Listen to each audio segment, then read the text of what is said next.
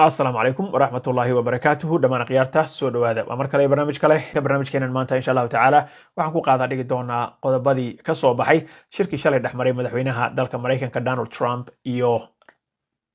ra'iisul wasaaraha dalka Israel Benjamin Netanyahu haddii aad nagu cusub tahay subscribe to the channel haddii hore noola joogtay like and share the video idinka mahad celinaya ku bilaabay waxaa shalay casir liiqii soo gabagaboobay shir dhexmaray madaxweynaha dalka Mareykanka Donald Trump iyo ra'iisul wasaaraha dalka Israel Benjamin Netanyahu shirkan oo ka dhacay gobolka Florida qasriga weyn ee uu ku leeyahay madaxweynaha dalka Mareykanka Donald Trump ee loo yaqaano Mar-a-Lago shirkan ayaa waxa ay ku jeexjeexeen dhowr qodob oo ay kaga hadleen qodobka koowaad oo ay kaga hadleen labadan hogaamiye ayaa waxa uu ahaa in la dhaqan geliyo ama la bilaabo wajiga labaad ee heshiiskii dhexmaray Hamas iyo Israel wajiga koowaad ee heshiiska ayaa waxa uu ahaa in la helo xabad joojin dhaqan gasha taas oo horay u dhacday oo dhex martay Israel iyo Hamas wajiga labaad ayaa waxa ku jiro in madaxweynaha dalka Mareykanka uu ku adkeysanayo inay hubka dhigaan completely si gabi ahaanba hubka ay dhigto Hamas Israelna ay ka baxdo inta badan dhulkii ay soo gashay ee Gaza oo hadda ay haysato gacantana iyada ay ku hayso marka arrinkan isaga ah ayaa waxa uu sheegay madaxweynaha haddii ay hubka dhigi waayaan bisha January ee soo socota in ay la kulmi doonaan ciqaabo xoog badan buu sheegay waa Hamas madaxweynaha dalka Mareykanka Donald Trump arrinkan waxa soo dhaweeyay Martin Klein ninka la yiraahdo oo isagu ah madaxweynaha zahnuuniyadda ee dalkan Mareykanka kaas oo sheegay in xilli loo qabto oo la dhaho bisha dambe soo socota waa inaad hubka dhigtaan madaxweyne Trump laga maqlo arrinkan waan soo dhaweynaynaa buu yiri madaxweyne Trump ayaa waxa la weydiiyay haddii hubka ay dhigi weyso Hamas maxaad ku xoojin kartaa oo aad sideed ku dhaqan gelin kartaa sharcigan hadda aad sheegayso waxaana uu sheegay in wadamadii wax ka saxiixay heshiiska oo ay kamid tahay Masar Qatar iyo Turki ay kamid yihiin in haddii hubka ay dhigi waayaan Hamas uu u adeegsan doono in ciidamo wadamadaas dib ka keeno si xooga hubka looga dhigo Hamas ayuu madaxweynaha dalka Mareykanka Trump sheegay arrinkan ayaa wuxuu noqon doonaa arrin adag sababtoo ah Israelna ma rabto inay ka baxdo dhulkii Gaza ay soo gashay Hamasna ma rabto in ay hubka dhigto so arrinkan ayaa faceka labaad ama wajiga labaad ee heshiiskii xabad joojinta ahaa ee la gaaray ayaa halkaas waxaad moodaa in uu meel adag sii galayo qodobka labaad oo ay ka wada hadleen ayaa waxa uu ahaa dalka Iran madaxweynaha dalka Mareykanka ayaa waxa uu muujiyay in uu taageero buuxdo u yahay dalka Israel marka ay noqoto weeraro kasta oo kaga yimaada dhanka Iran ayuu waxa uu sheegay in uu garab ku siin doono Israel haddii wax caqabada ay kaga yimaadaan ama cabsi ah ay ka soo wajahdo dalka Israel waxa uu sheegay in Iran ay dib u habeynayso dib u dhisna ay ku sameynayso gantaalihii ay horay u haysatay oo ay waagi dhaweyto isticmaashay in dib u habeen ay ku sameynayso kuwa kalena oo extra ahna ay ku soo darayso buu yiri waxa kale oo uu sheegay in madaxweynaha dalka Mareykanka Iran ay ku foogan tahay in ay dib u howlgaliso nuclear powerkeedii ama hubkeedii nuclearka iyo warshadihii waagi dhaweyto sida madaxweynaha uu sheegay ay burburiyeen marka Iran ayuu waxa uu siiyay iyadana digniin waxa uu sheegay in aysan Mareykanka ka joogsan doonin inay dib u isticmaalaan diyaaradihii B2ga ahaa ee waagi dhaweyto uu ku bamgareeyay meelaha ama uu ku weeraray meelaha nuclearka ay dhigato Iran oo ay kamid ahayd Isfahan Nantes iyo Fordow saddexdaas rijimba oo saddexdaas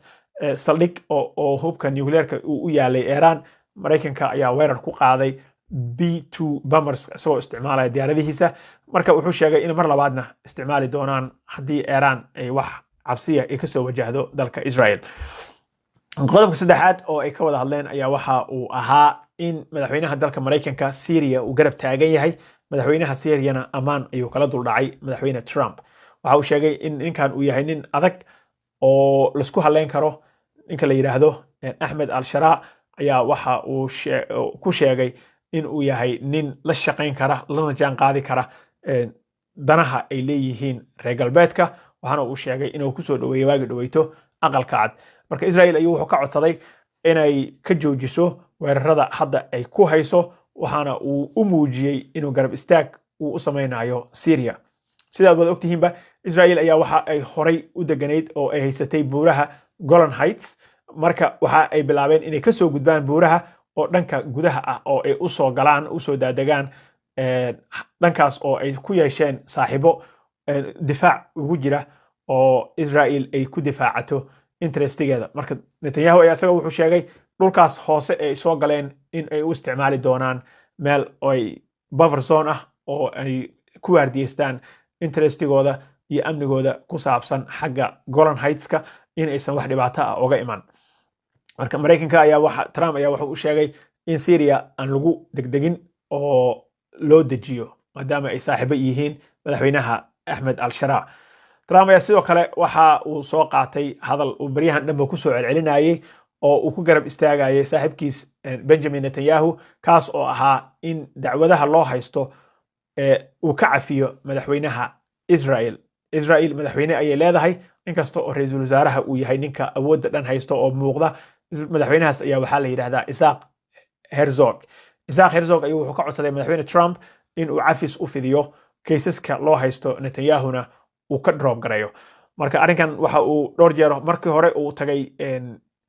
waddanka Israel, baarlamaanka uu la kulmay Kennesowga, wuu la hadlay madaxweynaha, wuuna ka codsaday madaxweynaha in loo fidiyo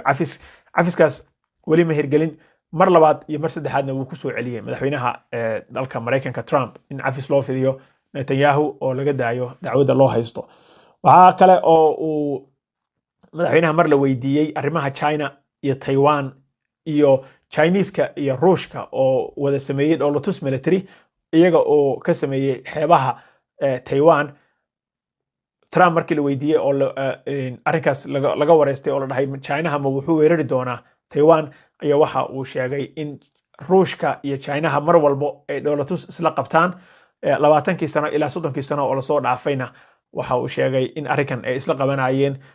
wax threat ah ama cabsi ah aysan soo wajihin Taiwan, oo uu sheegay in si 100% ah ay u garab taagan yihiin dalka Mareykanka. waxa kale oo uu garab istaag u muujiyey saaxiibkiis Vladimir Putin, madaxweynaha dalka Ruushka, kaas oo uu sheegay in aqalka looga taliyo dalka Ruushka ee Kremlinka ayaa waxa uu ku andacooday in diyaarado drones ah oo laga soo diray Kiev Ukraine ay weerar ku soo qaadeen guri ka mid ah guryaha Vladimir Putin. sida ogtihiinba wadamada markay dagaal uu ka dhaxeeyo waxaa ka mamnuuca in madaxda dalalka la iska dilo oo shuruuc ka taala. arrinkan marka Kiev waa ay diiday waana ay beenisay, waxaana ay sheegtay in ay rabto Ukraine madaxweynaheeda in qatar ay geliso Ruushka. marka qiil bay ka dhiganayaan bay yiraahdeen Ruushka madaxweynihiisii waa la weeraray. Trumpna markii uu ku garab istaagay arrinka isaga ah oo waxa uu sheegay in Ukraine ay isxakamayso arrinkanna maaragtay Moscow ayuu garabka ku saaray. shanta qodob ayay ka wada hadleen shalay oo madaxweynaha dalka Mareykanka iyo ra'iisul wasaaraha Netanyahu. shanta qodob ayay soo saareen. waxaa meesha ka maqnayd oo dad fara badan ay sugayeen, maadaama Netanyahu intii uusan soo bixin uu aqoonsi buuxa siiyey Somaliland. dad badan waxa ay sugayeen in discussionska ama wada hadallada lagu soo daro, inkasta oo laga yaabo qodobo kale fara badan oo ay ka wada hadleen in aan miidiyaha ama saxaafadda aan lala soo wadaagin, oo ay jiraan qodobo si hoose ay uga wada hadleen. waa arki doonaa insha Allah tacaala haddii ay wax ka soo baxaan arrinka Somaliland, Netanyahu iyo Trump. laakiin haddeer so far intaan qodob ayay ka wada hadleen. shanta qodob ayaan kusoo koobaya insha Allah tacaala. wassalaamu calaykum waraxmatullaahi wabarakaatuh.